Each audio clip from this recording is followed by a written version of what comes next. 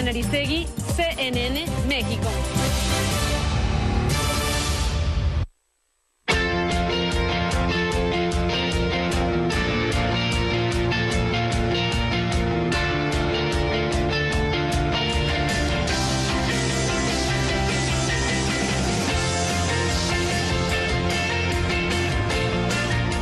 La investigación demuestra que la conducta tanto de mi esposa y la mía estuvieron plenamente apegadas a la ley.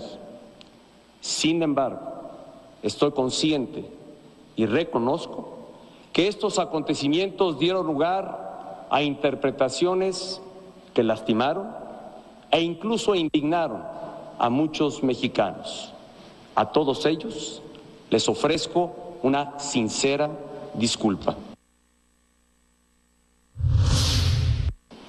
Los mexicanos hemos ido perdiendo algo fundamental para crecer como sociedad y como país: la confianza.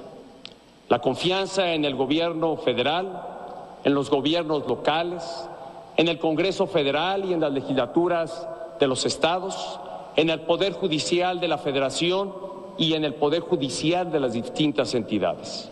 Es momento de iniciar un profundo esfuerzo, un esfuerzo común para recobrar este valor que hemos perdido. Es momento de recuperar la confianza en México y en nosotros mismos.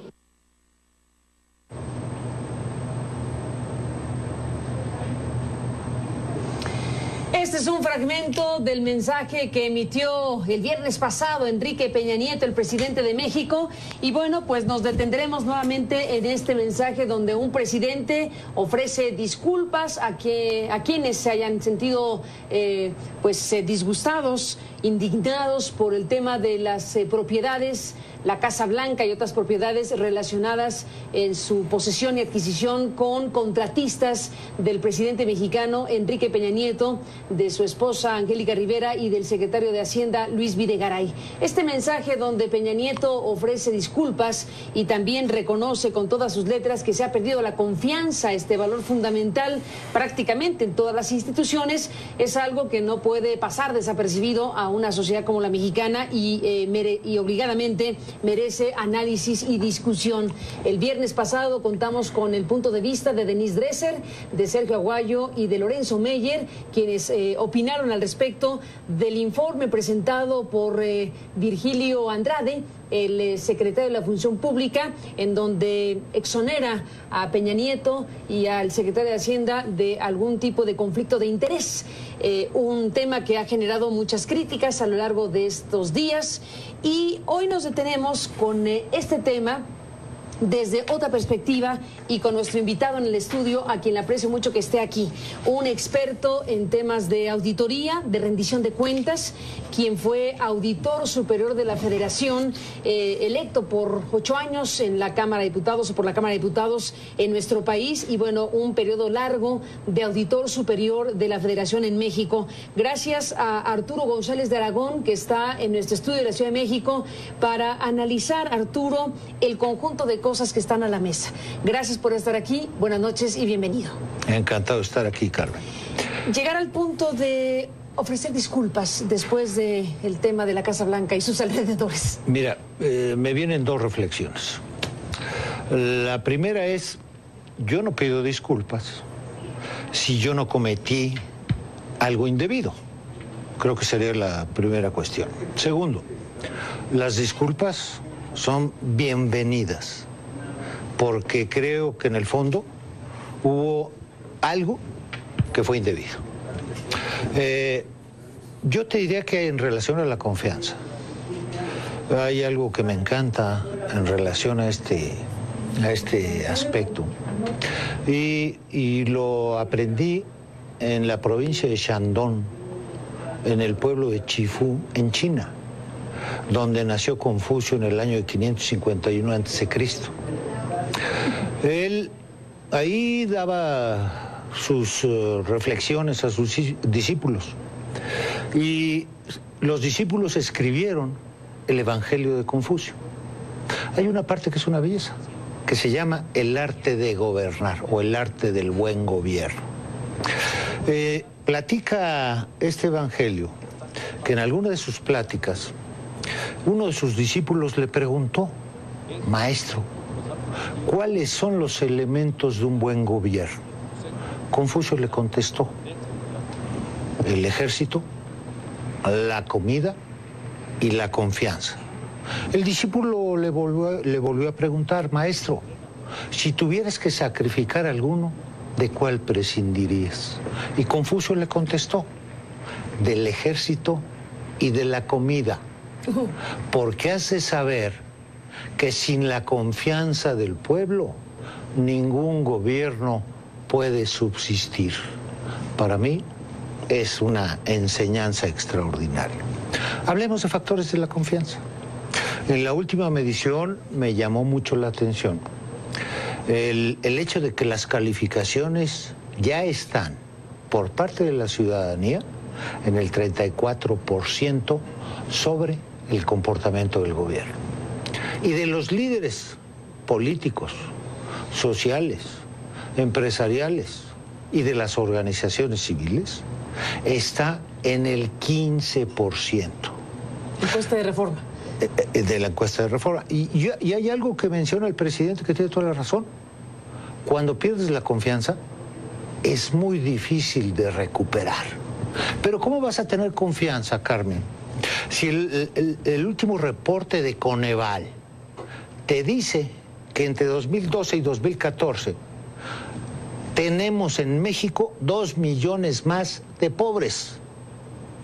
Es decir, en lugar de verlo reflejado en una mejora en la población que enfrenta la pobreza, que actualmente es de 55.3 millones de pesos de personas, en lugar de eso, 2 millones de personas más se incorporaron a la pobreza.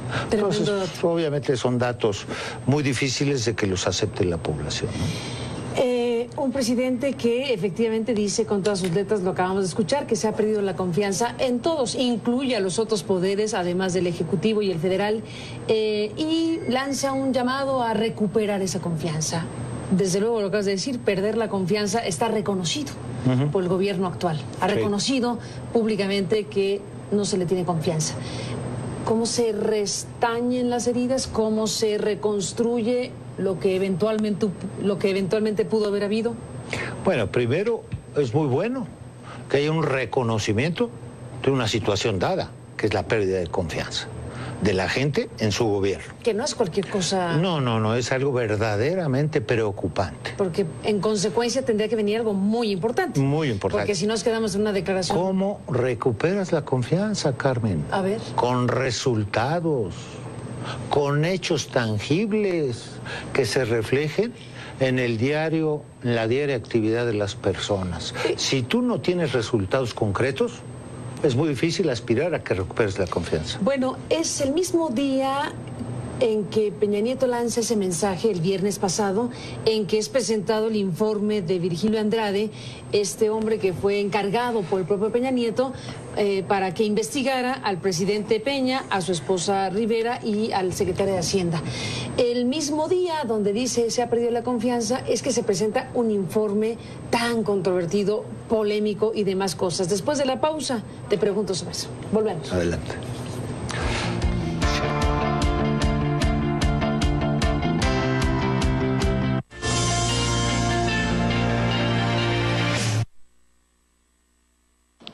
Vamos a acreditar que sí es posible conducirnos como servidores públicos con plena transparencia y rendición de cuentas. Demostremos que sí es posible combatir con eficacia la corrupción, que sí es posible tener un México con educación de calidad, que sí es posible tener una nación más productiva y generadora de riqueza, que sí es posible, como hoy aquí nos ocupa, vencer a la delincuencia, que sí es posible, en suma, construir un México más libre, con mayor igualdad y de mayores oportunidades, y un México más próspero. Otro fragmento del mensaje de Peña Nieto el viernes pasado, Arturo González de Aragón. Bueno, el sí es posible hacer tal o cual cosa, en voz de Peña Nieto. Bueno, siendo tú especialista en temas, como digo, de auditoría superior, de rendición de cuentas, y fuiste presidente de una organización muy importante a nivel internacional, 2 años de la Organización Internacional de Fiscalización Superior, que es la representación mundial de organismos de esta naturaleza. Bueno, siendo tú un hombre de esa experiencia, desde luego dirás que sí, como cualquiera diríamos que sí, que México puede hacer todo lo que dice Peña Nieto. Pero ¿a partir de qué cosas? ¿De un informe como el de Virgilio Andrade el mismo día que se pronuncia este discurso? ¿Qué me dices? Bueno, yo te diré una cosa, que creo que todos esperábamos el resultado que se dio a conocer. Era predecible, estaba cantado, diríamos. Totalmente predecible. Ahora, yo me hago varias preguntas. Porque se nombró un cercano del presidente. A eso voy, ese es mi primer comentario. Ese es el tema. Tratas de resolver un problema de conflicto de intereses con otro conflicto de intereses, que es nombrar a uno de tus subordinados para que haga la investigación que te afecta a ti. No puedes resolver un conflicto de interés con otro conflicto de interés. ¿Qué debió de haberse hecho? Buscar representantes de la sociedad civil. Se prometió tal cosa en un panel que no existió. Ese es mi otro comentario. Te estoy adelantando los comentarios. Que tampoco se dio a conocer si se organizó, si se convocó, si se va a crear, quiénes lo van a nombrar. Obviamente, para ser creíble esto, tiene que tener un elemento sustantivo, y es la independencia, la autonomía de sus miembros.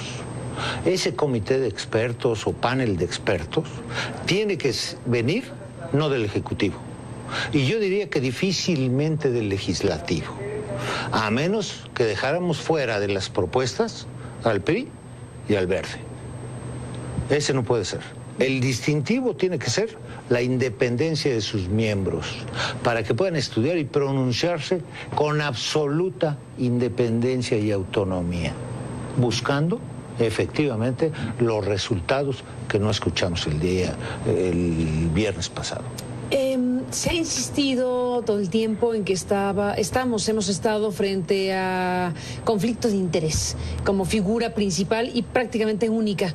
Sin embargo, hay un conjunto de cosas relacionadas con esto que se ha conocido públicamente.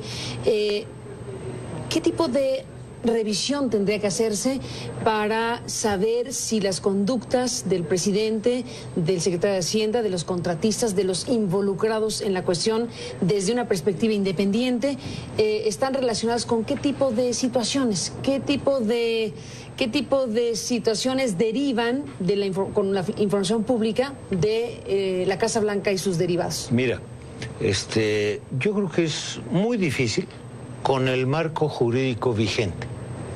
Con el marco jurídico vigente es muy difícil que arrojen otros resultados diferentes a los que escuchamos el viernes. Ahora, desde mi punto de vista, uno de los elementos fundamentales que se requiere de inmediato es modificar la legislación vigente para contemplar toda esta figura de conflicto de intereses con todos los elementos. Si no lo haces de inmediato, difícilmente vas a poder cumplir con la aspiración del presidente de la República de construir un México que ataque la corrupción y que sea transparente y rinda cuentas. Con lo que tenemos ahorita no se puede, definitivamente. Punto. No se puede. Siempre van a arrojarte los mismos resultados. Digo, pues obviamente lo hacen. ¿Cuál es la deficiencia mayor de la ley que impide que se esclarezca? Pues que no está debidamente contemplada, tipificada, todos los elementos que pueden tipificar este delito. Entonces se tiene que modificar y modernizar todo el marco aplicable en esta materia. Ahora, yo creo que para poder hacer realidad esta aspiración del presidente, se requieren, creo yo, que 2 elementos fundamentales. El primero, rescatar la calidad de la educación, tanto pública como privada, que a nivel de resultados somos el último lugar en la OCDE. De manera que mientras no rescatemos la calidad de la educación, difícilmente vamos a poder aspirar a cambiar las condiciones de corrupción e impunidad que vive el país. Eso es lo estructural y profundo. En lo más inmediato, Arturo, cuando dices hay que cambiar el marco legal para que se puedan procesar apropiadamente los casos o situaciones, bueno, se anunció recientemente un Sistema Nacional Anticorrupción. Sí. ¿Y luego? Que es un buen inicio. Va por el camino correcto. Pero déjame decirte que no creo que esté completo. Y no está completo porque falta reflejar en todo el entramado una serie de políticas públicas que, mientras no sean consideradas, difícilmente puedes aspirar a un efectivo combate a la corrupción. Dentro de ellas, ¿cuál está? Tolerancia cero a la corrupción y a la impunidad. Castigar todos los delitos. Déjame darte un dato. María Amparo Casar acaba de publicar el libro México, Anatomía de la Corrupción. 90%. Dice lo siguiente, que es impresionante, que el nivel de impunidad en México ha llegado al 99.7%. Quiere decir que solo se castiga el 0.3%, menos de un delito por cada 100. Eso es increíble.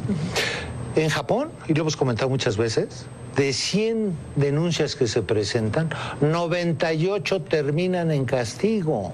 El peor de los mundos, Carmen, el peor de los mundos. Por eso es tan difícil creer que vas a acabar con la corrupción. El peor de los mundos es la impunidad del pues 99.7, no el de Japón. Exactamente, digo, el peor de los mundos como México. En la impunidad rampante. Ese 99.7% de impunidad. Una invitación a delinquir. Es una, como diría Miguel Ángel Granados Chapa, que en paz descanse. Tan recordado él. Inverecundia, una enorme inverecundia, que quiere decir, es una gran desvergüenza. Esto no lo podemos permitir como país, Carmen. Entonces, tienes que listar una serie de políticas públicas que sean parte del marco regulatorio. Si estas no se incluyen, no vamos a poder aspirar a la intención del presidente que mencionó. Bueno, y a la exigencia de la sociedad mexicana que a gritos dicen ya basta, ¿no? Sí, claro. Ahora, ves el nivel de calificación de las encuestas de los mexicanos sobre las instituciones. Los partidos políticos, el 91% más corrupto. Son las instituciones más corruptas. Son los partidos políticos, son los jueces, es la policía. Entonces, ¿cómo puedes aspirar a terminar con esta situación que tanto daño nos está haciendo a los mexicanos? Políticas públicas que debes de incorporar. Tolerancia cero a la corrupción y a la impunidad. Un sistema sancionatorio claro. Te digo, castigar todos los delitos.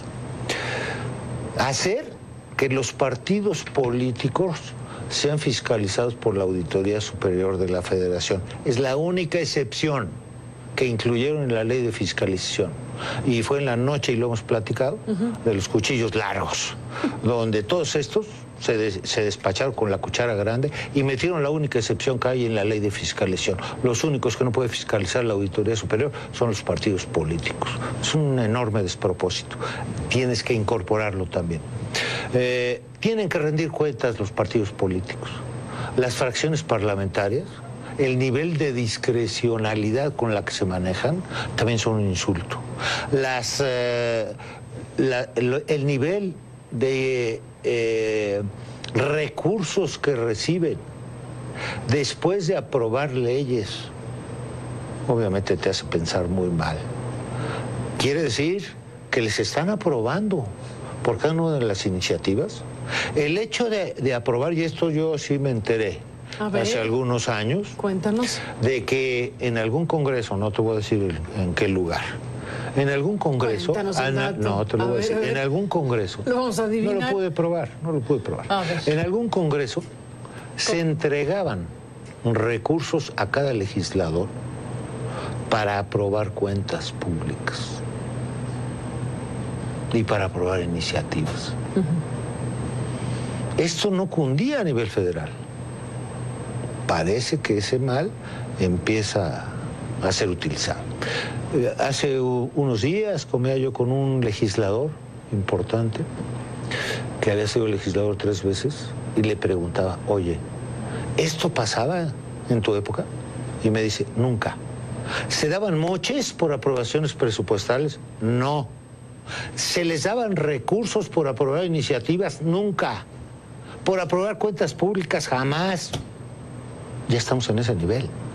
Quiere decir que a pesar de todos los esfuerzos que hemos hecho, muchos Quijotes, la realidad es que nos ha invadido la podredumbre de la enorme corrupción que hay en todo el sistema mexicano. Arturo González de Aragón, volvemos después de la pausa en la parte final de esta conversación.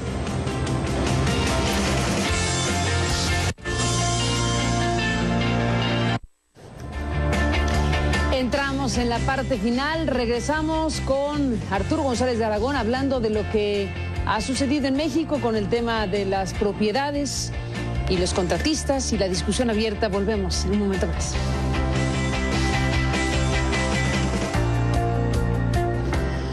Bueno, nos vamos, Arturo González de Aragón. ¿Qué comentarios harías para cerrar este programa acerca, bueno, de la suspicacia, de las dudas propias de la desconfianza que se ha reconocido y aunque no se reconociera está aquí?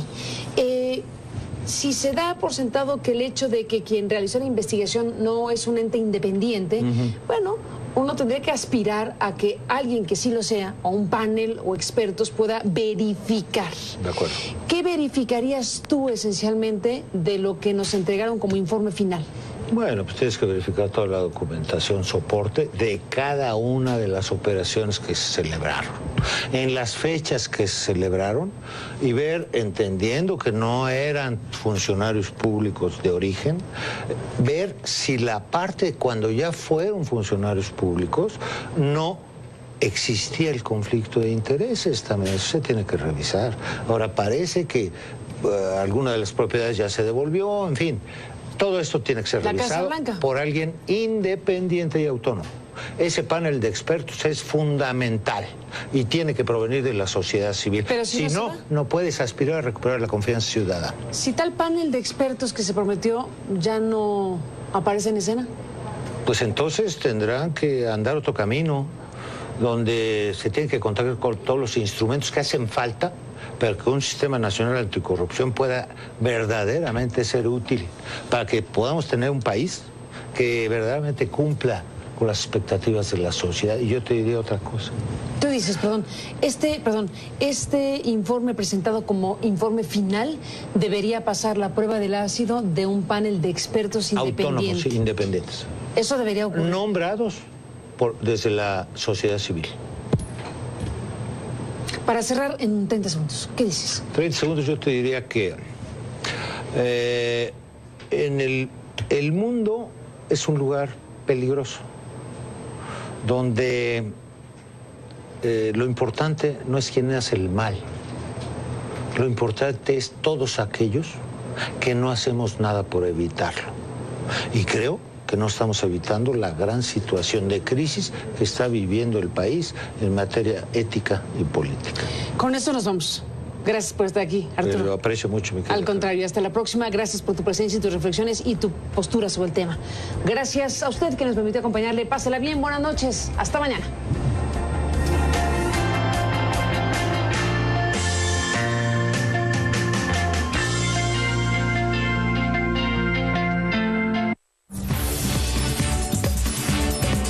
Hola, soy Mario González, CNN México.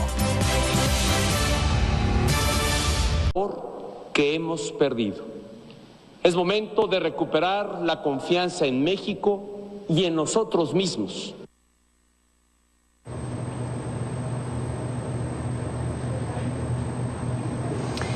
Este es un fragmento del mensaje que emitió el viernes pasado Enrique Peña Nieto, el presidente de México.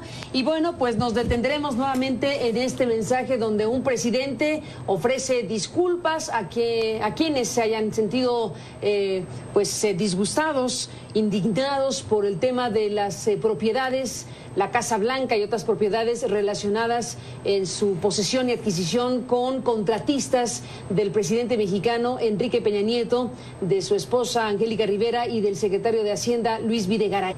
desde otra perspectiva y con nuestro invitado en el estudio, a quien le aprecio mucho que esté aquí, un experto en temas de auditoría, de rendición de cuentas, quien fue auditor superior de la Federación, electo por 8 años en la Cámara de Diputados o por la Cámara de Diputados en nuestro país, y bueno, un periodo largo de auditor superior de la Federación en México. Gracias a Arturo González de Aragón, que está en nuestro estudio de la Ciudad de México, para analizar, Arturo, el conjunto de cosas que están a la mesa.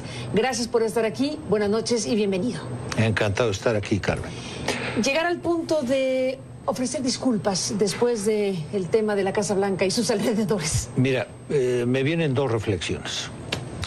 La primera es, yo no... Soy Carmen Aristegui, CNN, México.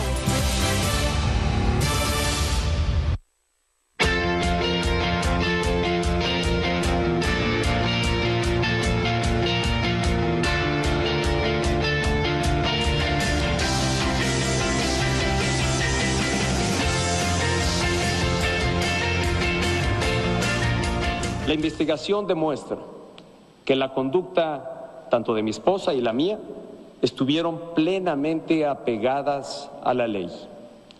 Sin embargo, estoy consciente y reconozco que estos acontecimientos dieron lugar a interpretaciones que lastimaron e incluso indignaron a muchos mexicanos. A todos ellos les ofrezco una sincera disculpa. Los mexicanos hemos ido perdiendo algo fundamental para crecer como sociedad y como país: la confianza. La confianza en el gobierno federal, en los gobiernos locales, en el Congreso Federal y en las legislaturas de los estados, en el Poder Judicial de la Federación y en el Poder Judicial de las distintas entidades. Es momento de iniciar un profundo esfuerzo, un esfuerzo común para recobrar este valor. Este mensaje donde Peña Nieto ofrece disculpas y también reconoce con todas sus letras que se ha perdido la confianza, este valor fundamental prácticamente en todas las instituciones, es algo que no puede pasar desapercibido a una sociedad como la mexicana y obligadamente merece análisis y discusión.